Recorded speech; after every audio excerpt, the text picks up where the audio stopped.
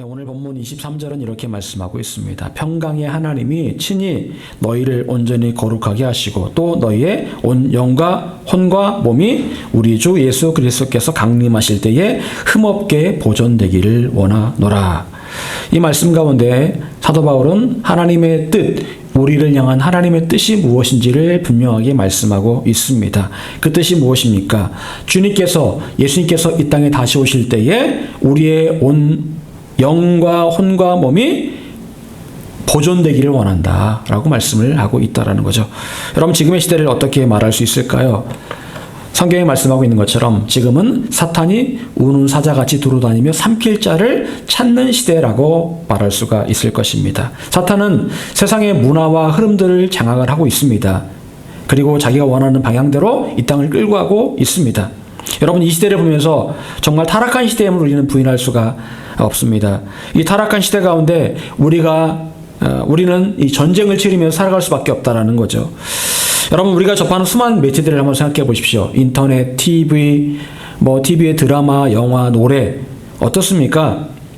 정말 감히 상상하기 어려운 일들이, 예전에는 상상하기 어려웠던 일들이 지금은 그렇게 아주 쉽게 벌어지고 있습니다.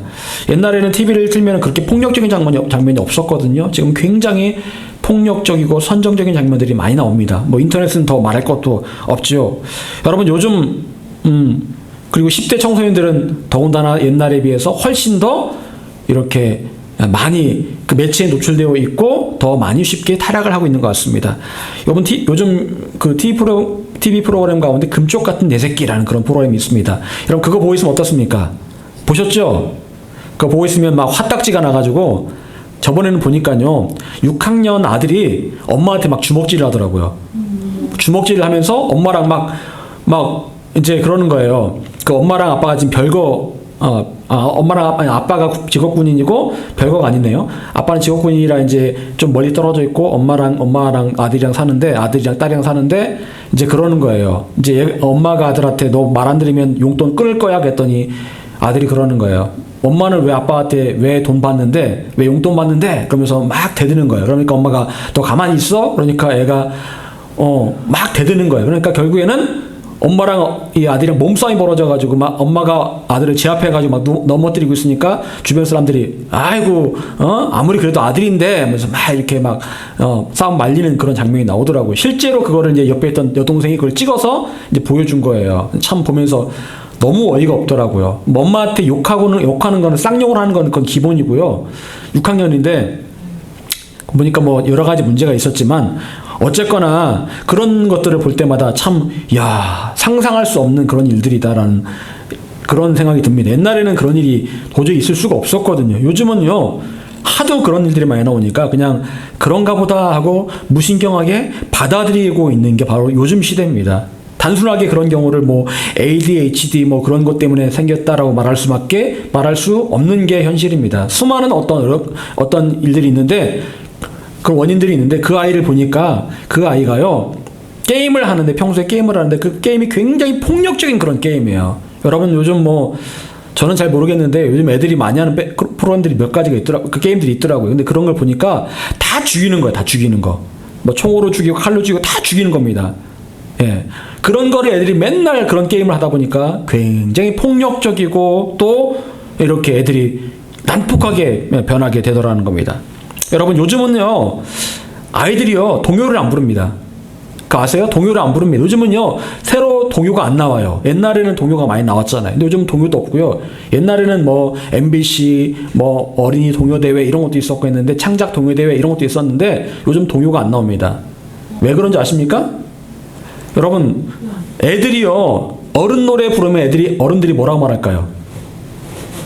애들이 어른 노래를 부르잖아요, 요즘이요. 그러면 어른들이 뭐라고 그래요? 이야, 잘한다, 잘한다. 그리고 TV 프로그램에 출연시킵니다. 노래가 좋아, 이런 프로그램에 출연을 시키고요. 애들이 막 어른 트로트 무슨 사랑 노래 부르면은요, 어른들이 오히려 막 박수를 치면서 잘한다, 잘한다 그래요. 그리고 그 애들을 이렇게 그 성인 그 가요를 부르는 거에 데뷔를 시킵니다. 여러분, 그렇게 어른들의 어떤 그런 알지도 못하는 그런 사랑 노래를 부르는 그런 아이들이 동요를 부르겠습니까? 바람이 지나가다 머물던 들판에 뭐 이런 거 부르겠습니까? 아기 염소 뭐 3마리 이런 거 부르겠어요? 유치하죠. 맨날 어른들의 사랑을 부르던 아이들이 그런 거 부르겠습니까? 당연히 안 부르죠. 여러분, 세상이 참 희한하게 변하고 있습니다. 여러분, 오늘 본문 26절을 통해서 하나님께서는 우리가 그리스도 예수님의 강림하실 때를 대비해야 된다라고 말씀을 하고 있습니다. 주님께서 구름 타고 올라가신 그때로 이 땅에 다시 강림하실 터인데 그때가 되었을 때 주님 맞이하기에 부끄럽지 않아야 된다라고 말씀을 하고 있다라는 거예요. 요한계시록 마지막 장 22장 20절에서 사도 요한은 이렇게 고백하고 있습니다. 내가 진실로 속히 오리라 하시거늘 아멘 주 예수여 오시옵소서. 여러분 어떻습니까? 여러분은 주님께서 내가 오늘 밤 너에게로 가겠다라고 말씀하실 때 아멘 주 예수여 어서 오시옵소서라고 그렇게 말씀드릴 수 있겠습니까? 주님 어서 오십시오 준비되었습니다 라고 그렇게 고백할 수 있겠습니까? 지난주에 파키스탄 우리 선교사님 두 분이 파키스탄에 다시 들어가셨습니다. 뭐 기타를 가지고 찬양 인도를 하는데 굉장히 비싼 기타인데 파키스탄 사람들한테 빌려줬더니 너무 험하게 써가지고 그게 200 얼마짜리인데 너무 험하게 써가지고 다 그냥 구멍 나고 막 다 터지고 막 그 케이스 막 다 뜯어져가지고 쓸 수가 없대요. 비싼 거를 그걸 가져가지고 그렇게 그냥 했는데 그래서 제가 개인 사비를 털어서 싼 기타를 하나 제가 사드렸습니다. 그랬더니 그 선교사님이 그 기타 그 앞판에다가 뭘 좀 써달라고 하는 거예요. 뭘 사인을 하든지 뭘 좀 써달라는 겁니다. 그래서 제가 그 기타에다가 그렇게 썼습니다. 무슨 말씀을 쓸까 하다가 요한계시록 22장 20절 고백을 써줬습니다. 마라나타 주 예수여 어서 오시옵소서라고 제가 써줬습니다. 근데 그 글을 딱 제가 쓰고 나서 제가 고민이 빠졌습니다. 마라나타 주 예수여 어서 오시옵소서. 정말 나는 정말 예수님을 향해서 마라나타 주 예수여 어서 오시옵소서라고 내가 고백할 수 있을까? 자신 있게 고백할 수 있을까? 나는 정말 오늘 밤에라도 주님께서 오시면 주님 어서 오십시오 기다렸습니다라고 그렇게 고백할 수 있을까? 라는 그런 고민에 빠졌습니다. 가만히 생각해 보니까 준비가 되어 있지 않은 것 같았어요. 저 자신이 준비가 되어 있지 않은 것 같았습니다. 그래서 마음에 굉장히 찔림이 있었습니다. 아 그래 내가 준비가 안 되어 있는데 내가 누구에게 주 예수님 어서 오시옵소서라고 그렇게 내가 자신 있게 말할 수 있겠는가 라는 그런 생각을 하게 되었습니다. 여러분 예수님께서 이 땅에 다시 강림하실 때 우리는 어떤 모습이어야 할까요? 오늘 23절 말씀처럼 온전히 거룩하게 살면서 우리의 온 영과 혼과 몸이 흠없이 보존되어 있어야 합니다. 거룩하게 살면서 영과 혼과 몸이 흠없이 보존되어 있어야 된다라는 거죠. 여러분 거룩하다 그리고 영과 혼과 육이 흠없이 보존된다라는 것 이것이 어디 쉬운 일이겠습니까? 더군다나 요즘처럼 마귀가 두루 다니며 삼킬 자를 찾는 이때에 거룩함을 유지하고 영혼육이 흠없이 보존된다라는 게 얼마나 어려운 일입니까? 하지만 그것이 바로 하나님의 뜻입니다. 우린 매일같이 우리 자신을 거룩하게 유지하고 영과 혼과 육이 하나님 앞에 흠없이 보존되도록 날마다 싸우고 또 지켜갈 수 있어야 되는 거죠. 여러분 왜 우리는 이렇게 온전하게 거룩해야 되고 영과 혼과 육에 흠이 없어야 되는 것일까요? 여러분 하나님께서 늘 강조하신 말씀이 있습니다. 무엇일까요? 내가 거룩하니 너희도 거룩하라 라는 말씀입니다. 왜 우리는 거룩해야 될까요? 아무리 생각해도 우리가 거룩하게 살아가는 게 너무 어려운 일인데 왜 우리는 거룩해야 될까요? 여러분 거룩함은요 하나님과의 친밀함의 핵심적인 요소이기 때문에 그렇습니다. 하나님께서 우리와 친하게 지내기를 원하십니다. 그런데 거룩함이 사라지면 거룩함을 유지하지 못하면 우리는 하나님과 친밀하게 지낼 수가 없어요. 제가 예전에 교회 다니지 않을 때 어렸을 때 초등학교 때요 저희 아버지가 이렇게 잔돈을 모아두시는 곳이 있었습니다. 이렇게 제가 그 당시 키가 안 다니까 제 키가 안 닿는 곳에 이렇게 잔돈을 모아놓는 곳이 있었어요.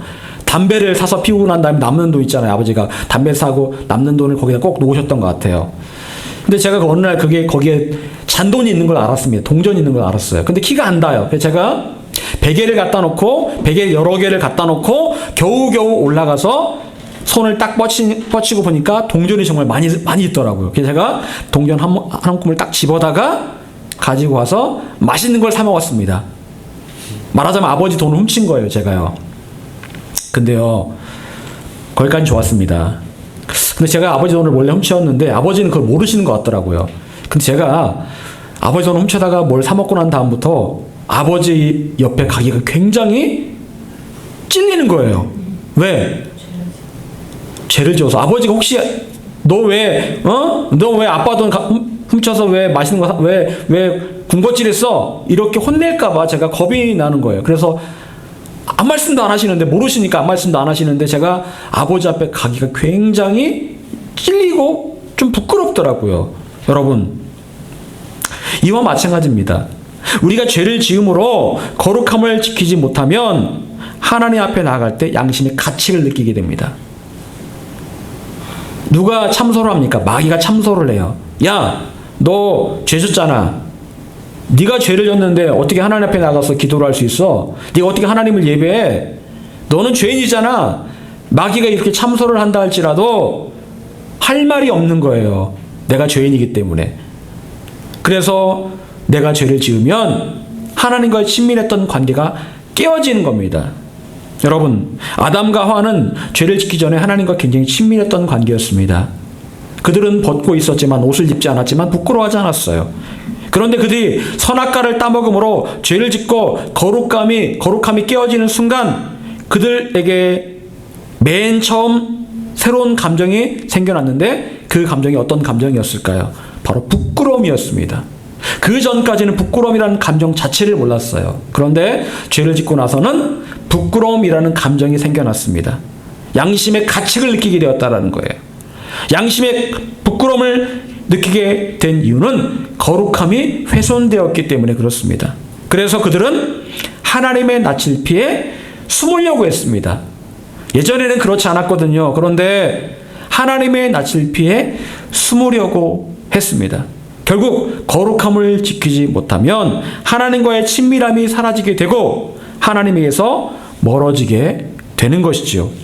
여러분, 그리고 우리는 예수님께서 이 땅에 강림하실 때 어떤 사람이 예수님 앞에 설 수 있는지를 정확하게 알 수 있는데, 바로 하나님과 친밀한 사람이 예수님께서 강림하실 때에 예수님 앞에 설 수 있다라는 것을 우리가 오늘 말씀을 통해서 알 수가 있게 됩니다. 여러분, 하나님과의 친밀함을 유지하는 게 너무나 중요합니다. 그리고 하나님과의 그 친밀함을 위해서 정말 중요한 것이 바로 거룩함을 유지하는 거예요. 어렵지만 거룩함을 유지하는 게 주님 오시는 그날 기쁨으로 주님을 맞이하기 위한 굉장히 중요한 조건이 된다라는 거죠. 여러분, 그렇다면 이런 거룩함을 유지하는 구체적인 방법들은 뭐가 있을까요?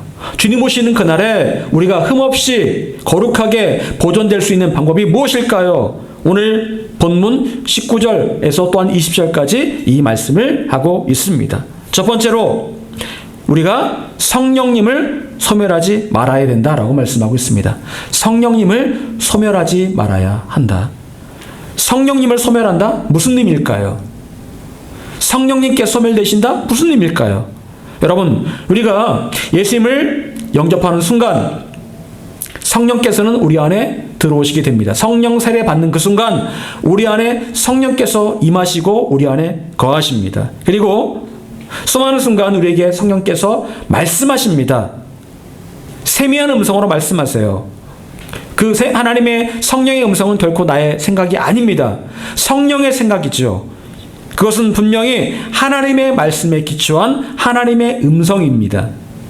성령께서 계시지 않는 사람은 그 음성을 들을 수가 없어요. 여러분, 성령의 음성을 듣고 계십니까? 여러분을 향해서 말씀하시는 성령님의 음성을 듣고 계십니까? 그렇다고 한다면 성령께서 여러분 안에 살아 계시는 거예요. 여러분, 그런데 성령께서는 내 안에서 근심하기도 하시고 또 기뻐하기도 하십니다. 하나님 음성을 듣고 순종하기로 하면 기뻐하시고 순종하기를 거부한다면 근심하십니다. 여러분, 이런 경험을 해보셨습니까? 내가 성령님을 기쁘시게 한다. 근심하게 했다. 그런 경험을 해보셨습니까?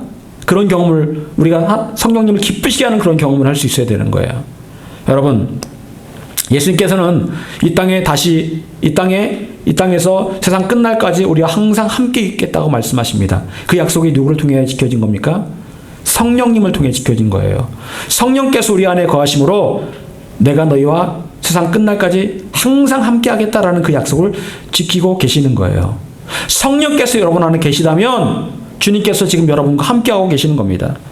여러분, 그런데요, 성령께서 한번 우리 가운데 오시면 영원히 떠나시지 않는 것일까요? 성경은 말씀하기를 성령께서는 소멸되실 수 있다. 소멸되실 수 있다. 소멸된다라는 것은 무슨 말이에요? 점점 사라진다라는 겁니다. 점점 사라진다라는 거예요. 내가 성령의 음성을 매번 불순종하면 점점 성령님께서 우리 안에서 사라져 가시고 그분의 영향력이 줄어들게 되고 결국에는 떠나가신다라는 말씀이에요. 여러분, 그래서 사도 바울은 내 안에 오신 성령께서 떠나시지 않게 해야 한다고 말씀하고 있습니다. 과연 성령께서는 오셨다가 언제 떠나실까요?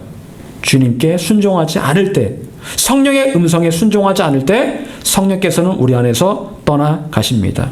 여러분, 내 옆에 사랑하는 사람이 있습니다. 그 사랑하는 사람이 이제 어떤 말을 하죠. 때로는 듣기 싫은 그런 소리도 하고 듣기 좋은 말도 합니다. 듣기 좋은 소리는 좋은데 듣기 싫은 소리를 하면 어떻게 처음에는 좋게 듣다가 나중에 어떻게 들을까요? 잔소리로 듣습니다. 잔소리로 듣게 돼요. 그래서 잔소리를 오래 듣다 보면 어떻게 될까요? 나중에는 아무리 말해도 들은 척도 안 하고 아예 무시해버릴 때가 있습니다. 사랑하고 관심 어린 마음으로 잔소리했던 사람은 결국 어떻게 할까요? 아무 말도 하지 않습니다. 나중에는요. 아무 말도 하지 않아요. 처음에는 관심 어린 그런 마음으로 이런저런 얘기했는데 그거를 한 귀로 듣고 한 귀로 흘려버리면 나중에 아무 말도 하지 않아요. 그리고 어느 날 조용히 그 사람의 곁을 떠나갈 겁니다. 왜? 더 이상 말해도 듣지 않으니까 그 사람 옆을 떠나가게 되더라는 거예요. 성령께서도 마찬가지입니다. 성령께서는 어떻게 해서든지 우리로 주님 오시는 그날에 흠없이 보존되기를 바람으로 말씀하십니다. 하지만 우리가 그런 음성을 들을 때마다 매번 무시하고 듣지 않는다면 성령께서는 더 이상 그 사람과 함께 하실 이유가 없다라는 거죠. 조용히 떠나가실 수밖에 없는 겁니다. 여러분, 성령님을 소멸하지 마시기 바랍니다. 성령의 음성을 들었을 때 순종하기를 힘쓰시기를 바랍니다. 성령의 생각은 여러분의 생각보다 깊고 여러분을 거룩하게 지키기 위해서 하시는 말씀임을 늘 기억하시기를 바랍니다. 두 번째로 우리는 예언을 멸시하지 말아야 합니다. 여기서 말한 예언은 예언자를 통해서 하나님께서 그 말씀의 전달자인 예언자를 통해서 하시는 말씀을 말하는 거예요.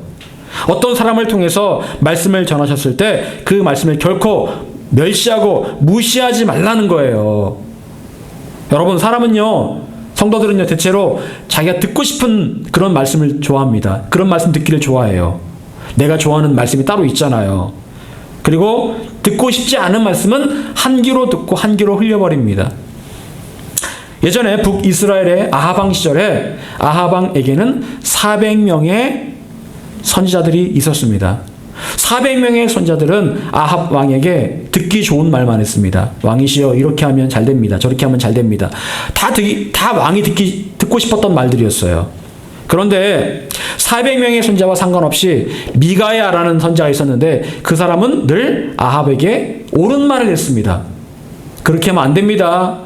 옳은 말을 했어요. 아합은요, 악한 왕이었잖아요. 그러다 보니까 이 미가야가 옳은 말을 굉장히 많이 했습니다. 그래서 아합 왕이 미가야를 굉장히 싫어했습니다.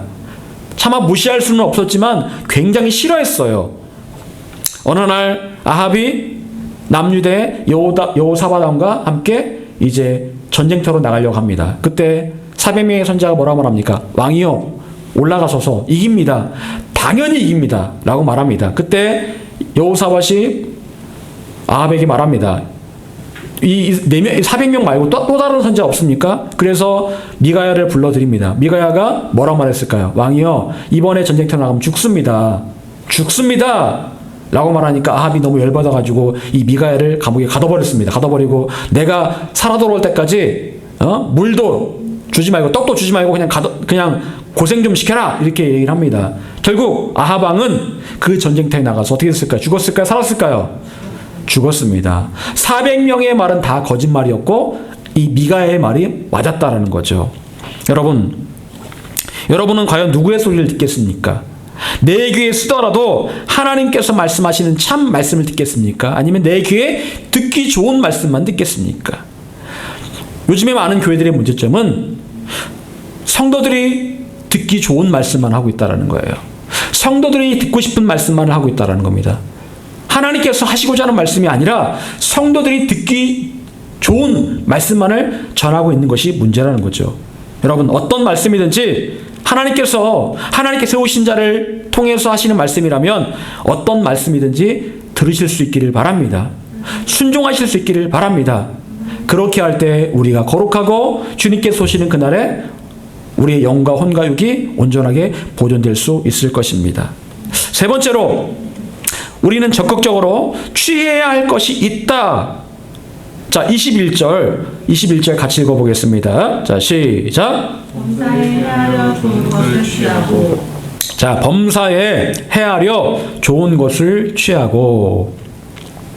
여러분, 우리 앞에 무수하게 많은 것들이 있습니다. 자, 그런데 그 모든 것들이 다 우리에게 좋은 것일까요? 좋은 것이 아닐 수 있습니다.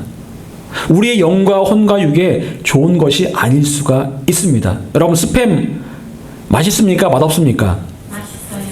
맛있어요. 저도 옛날에 혼자 살 때, 자취할 때 스팸 사다가 이렇게 따끈한 밥에다가 딱 구워가지고 이렇게 딱 얹어 먹으면 진짜 맛있더라고요. 거기다 이제 계란 풀어가지고 이렇게 하면 맛있었는데, 여러분, 스팸이 몸에 좋을까요? 안 좋을까요? 안 좋아요. 왜냐하면 거기에는 아질산 나트륨이라는 아주 안 좋은 발암 물질이 들어있습니다. 햄 마찬가지예요. 여러분, 입에 단 것이 몸에는 안 좋습니다. 무수하게 많은 것들이 우리 주변에 있지만 그것들이 다 우리에게 좋은 것이 아니라는 거예요. 우리의 영과 혼에도 마찬가지입니다. 어떤 영화나 어떤 노래들 우리가 볼 수 있죠. 유튜브를 틀면 다 나오고 TV를 틀면 다 나옵니다. 다 우리가 볼 수 있고 들을 수 있습니다. 하지만 그것들이 모두 다 우리의 영과 혼에 좋은 게 아니라는 거예요. 여러분, 그래서 필요한 것이 무엇입니까? 오늘 말씀대로 모든 것을 대할 때 헤아릴 줄 아는 지혜가 필요하다. 헤아린다, 생각해본다, 조사해본다 라는 겁니다. 생각해보고 조사해본다. 여러분, 마귀는 우리가 깊이 생각하는 것을 원치 않습니다. 마귀는 있는 그대로 아주 굉장히 감각적으로 1차원적으로 받아들이기를 원합니다. 뭐든지 1차원적으로 받아들이기를 원해요. 눈에 좋으면 좋고, 내 혀에 좋으면 좋고, 네 마음에 좋으면 좋고. 여러분, 미국의 필라델피아의 켄싱턴이라는 동네가 있답니다. 켄싱턴 리조트랑 이름이 똑같더라고요. 여러분, 그 동네가 왜 유명한지 아십니까? 거기는요, 미국 전역에서 마약을 하는 사람들이 다 모이는 곳이에요. 켄싱턴에 가면은요, 전부 다 길거리에서 전부 다 사람들이 다 좀비 같아요. 그래가지고 막 뭔가 이렇게 이러고 다녀요. 그리고 정말 이게 웃을 일은 아니지만 하여튼 거기 이제 그 동네를 지나갈 때는 절대로 차를 세우지 말라고 얘기를 한답니다. 차를 세우면 어떤 일이 벌어질지 아무도 장담할 수 없다. 거기는 그 마약을 이렇게 한 3달러, 5달러면 살 수 있답니다. 그래가지고 너무 저렴한 가격에 사가지고 거기서 다 마약을 맞고 마약에 취해서 거기 길거리에 보면요, 마약 때문에 마약 중독 죽어간 사람들이 이렇게 죽은 시체들이 얼마나 널려 있는지 몰라요. 여러분, 그런 동네가 있습니다. 여러분, 마약이 굉장히 어쩌면 처음에 맞았을 땐 저도 안 맞아봐서 모르겠는데 처음에 맞으면 굉장히 기분이 좋은가 봐요. 그러니까 사람들이 뭐 삶은 고통스럽고 힘드니까 그걸 맞겠죠. 몸에 그게 이제 좋은지 안 좋은지도 모르고 그냥 맞고 있다 보면 어느새 중독이 되어서 중독 증세로 결국에는 그 영혼도 몸도 결국에는 죽고 만다라는 거죠. 여러분, 마귀의 기본적인 전략이 바로 이렇습니다. 여러분, 요즘 아이들이요, 사교육을 받지 않으면 입시 준비를 못 한답니다. 어때요? 사교육 안 받는 친구들이 있습니까?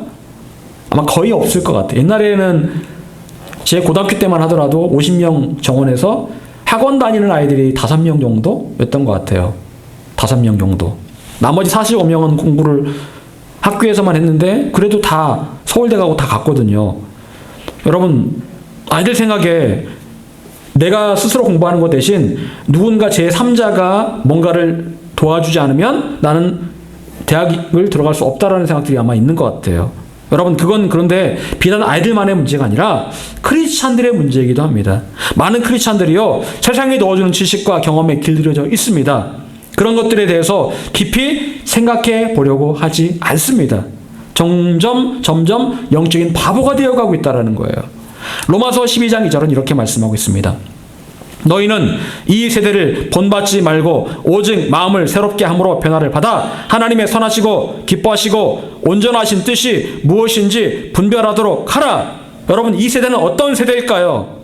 마음이 새로워지지 않는 세대, 마음의 변화가 일어나지 않는 세대, 구태의연함에 빠져있는 세대라고 말씀을 하고 있는 거예요. 이 세상이 넣어주는 지식과 경험에 빠지고 취해 있는 세대가 바로 이 세대다라고 말씀하고 있습니다. 그런데 그런 세대를 본받지 말아라. 그리고 마음을 새롭게 함으로 변화를 받아서 하나님의 선하시고 기뻐하시고 온전하신 뜻이 무엇인지를 분별을 해라. 다른 말로 헤아려 봐라 라는 겁니다. 분별해 봐라, 생각해 봐라 라는 거예요. 여러분, 하나님의 뜻은 매 순간 우리가 마음을 새롭게 하는 겁니다. 마음을 새롭게. 그것은 곧 주어진 환경에 적응하지 않고 마음을 낯설게 만드는 거예요. 마음을 낯설게 만드는 겁니다. 저는 가끔 이렇게 어떤 장면을 볼 때 이렇게 거꾸로 볼 때가 있어요. 여러분, 한번 어떤 장면이 딱 있잖아요. 평소에 보던 어떤 해 뜨는 장면, 뭐 풍경들, 어떤 그림들, 이런 것들을 거꾸로 한번 보세요. 달라 보입니다. 거꾸로 보면은요, 달라 보여요. 뭔가가요. 전혀 새롭게 다가옵니다. 여러분, 세상은 우리에게 익숙한 것들을 가르쳐 왔고 우리를 그 익숙한 것들로 길들여 왔습니다. 옛날에 교회들에서는요, 드럼을 못 쳤다고 하더라고요. 치면 안 된다. 이건 마귀의 악기다. 여러분, 요즘은 드럼 이제 교회에서 자유롭게 치잖아요.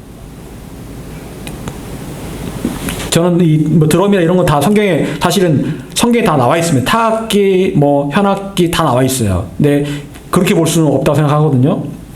근데요, 처음에 드럼을 그렇게 보다가 드럼을 딱 치기 시작하니까 이거 되게 이상하다 생각했던 사람들도 지금은 아마 전혀 이상하게 생각하지 않을 겁니다. 점점 우리가 익숙해져 왔기 때문에 그래요.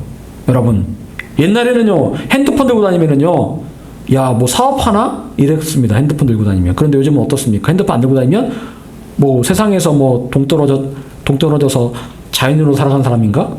이렇게 생각할 거예요. 익숙해졌기 때문에 거기에 대해서 전혀 이상하다라고 생각을 하지 않는다라는 거죠. 여러분, 그런데요, 우리가 그렇게 변하고 있다라는 겁니다. 그래서 필요한 것은 날마다 마음을 새롭게 함으로 변화를 받으라는 거예요. 마음을 또 새롭게 생각해보고 헤아려보고 분별해보고 새롭게 변화를 받아야 된다라는 겁니다. 여러분, 정말 여러분의 영과 혼과 육에 무엇이 좋은 것인지를 한번 범사에 헤아려서 좋은 것들을 한번 분별할 수 있기를 바랍니다. 이 어그러지고 무너져가고 영과 혼과 육을 타락시키는 이 세대를 판단하고 나의 영과 혼과 육의 좋은 것을 알아차리고 취할 수 있는 영적인 지혜가 반드시 필요합니다. 자, 네 번째로, 우리는 악한 것은 어떤 모양이라도 버릴 수 있어야 합니다. 여러분, 세상에는 우리가 버려야 할 것들이 있습니다. 모든 걸 취하는 게 아닙니다. 취할 것들이 있고 버려야 할 것들이 있습니다. 그것들은 바로 우리의 영과 혼과 육의 악한 것들입니다. 우린 경험적으로 무엇이 우리의 영과 혼과 육의 악한 것들인지를 경험적으로 알고 있습니다. 특히 매체들을 통해서 만들어진 영화나 드라마, 음악 혹은 어떤 사람만 만나면 내가 굉장히 비판적이 되고 부정적이 되는 사람이 있어요. 여러분, 그런 경우는 우리 과감하게 그것들을 그런 사람들 또한 그것들을 과감하게 버릴 수 있는 용기가 필요합니다. 베드로후서 2장 7절 8절 무법한 자들의 음란한 실로 말미암아 고통당하는 의로운 롯을 건지셨으니 이는 이 의인이 그들 중에 거하여 날마다 저 불법한 행실을 보고 들음으로 그 의로운 심령이 상함이라. 자, 여기서 말하는 그 롯은 바로 의인이었다라고 성경은 말씀하고 있습니다. 자, 그런데 그 롯이 어디에 살았습니까? 소돔에 살았죠. 소돔은 동성애가 만연했던 곳이고 폭력이 만연했던 곳이고 온갖 더러운 죄가 가득했던 곳입니다. 여러분, 물론 롯은 동성애자가 아닙니다. 롯은 죄를 짓지도 않았습니다. 그런데 의인이었던 그 롯이 아브람, 하나님의 약속의 계승자였던 아브람 옆에 있지 않고 죄악이 가득했던 소돔으로 갑니다. 그때 롯은 어떤 생각을 했을까요? 내가 거기 가도 나는 절대 물들지 않아. 나는 나 자신을 잘 지켜낼 수 있어 라고 다짐하면서 아마 소돔으로 갔을 겁니다. 여러분, 그런데 소돔에 가서 살다 보니 롯이 어떻게 되었을까요? 여기 보니까 그곳에서 심령이 상했다. 마음과 영이 상했다라고 기록하고 있습니다. 의인이었던 그 롯이 맨날 그런 동성애를 보고 폭력적인 것들을 보고 있으니까 그의 마음과 영이 상하게 되었다라고 말씀하고 있어요. 본인은 적극적으로 의도적으로 죄를 지으려고 그곳에 간 것이 아니었지만 자꾸 보다 보니까 그렇게 변하더라는 거예요. 여러분, 이런 상황에서 하나님께서 롯에게 원하셨던 상황은 어떤 모습이었을까요? 롯이 그곳을 벗어나는 일이었을 겁니다. 그곳을 벗어날 때 롯의 심령이 더 이상 상처받지 않았을 겁니다. 여러분, 그래서 사도 바울은 우리가 악한 것들에 대해서 그 어떤 모양이라도 버려야 된다라고 말씀하고 있어요. 악은 그 어떤 모양이라도 버려라. 내가 내용을 취하지 않으면 문제가 되지 않는 거 아닌가? 아닙니다. 내용을 취하지 않더라도 아예 처음부터 모양이라도 다 버려야 된다라고 말씀을 하고 있어요. 흉내도 내지 말아라. 근처에도 가지 말아라 라고 말씀하고 있는 거예요. 여러분, 요즘의 세상의 악한 것들은 어떤 모양일까요? 요즘 세상의 악한 것들은 어떤 모양일까요? 선악과랑 똑같습니다. 보암직도 하고 먹음직도 하고 지혜롭게 할 만큼 탐스럽게도 보입니다. 먹고도 싶고 보기에도 좋아 보이고 이걸 먹으면 지혜로워질 것 같은 그런 느낌? 여러분, 만약에 하와가 사탄의 그런 유혹 가운데 선악과를 보지 않았다면 어땠을까요? 주목해서 보지 않았다면 시험에 들지 않았을 겁니다. 그런데 사탄의 말을 듣고 하와는 선악과를 주목해서 보기 시작했습니다. 그랬더니 선악과가 너무너무 보기 좋아 보이고 맛있어 보이고 그렇게 보였다라는 거예요. 여러분, 결국 무엇이든지 어디에서 유혹이 시작됩니까? 보는 것에서 시작이 되더라는 거예요. 보는 것에서 시작이 된다. 볼 때에, 내 눈으로 볼 때에 그것이 내 마음에 들어오고 나의 심령을 흔들어 놓는다라는 겁니다. 마태복음 6장 22절. 눈은 몸의 등불이니 그러므로 내 눈이 성하면 온몸이 밝을 것이요. 눈은 몸의 등불이다라고 말씀하고 있어요. 눈이 차지하는 비중은 몸에서 굉장히 적습니다. 하지만 그 눈이 우리의 몸을 이끌어가는 등불이 된다라는 거예요. 내가 무엇을 보느냐에 따라서 내가 어떤 길로 인도함을 받느냐, 그 길이 결정된다라는 겁니다. 그래서 이 내 눈을 잘 지키면 온 몸이 밝을 것이다 라고 말씀하고 있어요. 등불이 된다, 길잡이게 된다라는 겁니다. 여러분, 그래서 우리는 더더욱 우리의 눈을 악한 것들로부터 지켜내야 합니다. 마귀가 우리를 넘어뜨리는 가장 중요한 통로 바로 눈입니다. 눈이에요. 무엇을 보느냐에 따라서 넘어질 수도 있고 넘어지지 않을 수도 있는 겁니다. 여러분, 악한 것의 어떤 모양이라도 보지 않으려고 노력을 해야 됩니다. 몇 년 전에 도깨비라는 그런 드라마가 한참 유행을 했었잖아요. 도깨비. 그 이후로 그거에 관련된 그런 드라마 아류작들이 굉장히 많이 나왔습니다. 도깨비 어떤 영적인 것들 관련된 것들이 굉장히 많이 나왔어요. 그냥 재미로 보면 재밌겠죠. 근데요, 그게 그런 것들을 보다 보면 어떨까요? 어느 순간인가 내가 보는 것들을 통해서 악한 것들이 들어올 수가 있다라는 겁니다. 재미로 보는 거지만 그걸 통해서 뭔가가 들어올 수 있다라는 거예요. 여러분, 악한 것은 그 어떠한 모양이라도 과감하게 버릴 수 있어야 합니다. 아예 처음부터 보지 않아야 돼요.